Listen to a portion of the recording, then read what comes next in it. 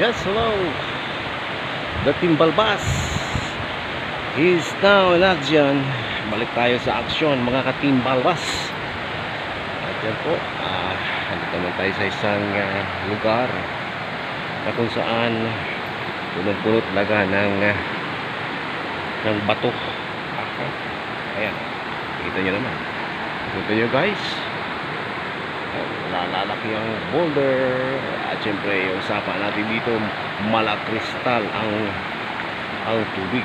Ayan. At yan pa, kita nyo ha guys, ganda ng tubig. At dito naman sa bandang unahan,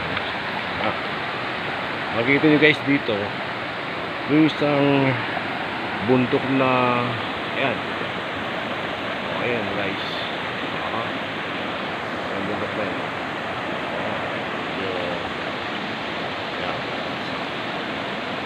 Taas din yan, siguro ang elevation yan mga 200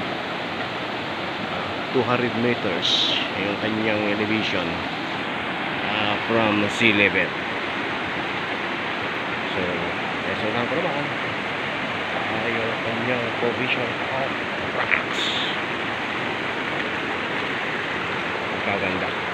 At dito naman sa aking left side, ayan, another creek. Buhay na sapa po ito, mga Timbalbas. At nakakahali na siyempre ang tunog ng tubig. Ang sarap pakinggan ang lagaslas guys ng tubig.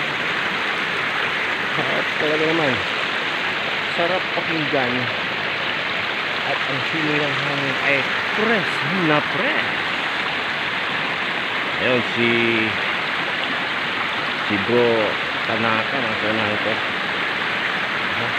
Punta niya si Bro Tanaka para yatang meron itong inaamoy-amoy, may sinisilip-silip dito sa ilalim ng sapa. Ayan yung sapa rito guys. Ang puputi ng bato guys.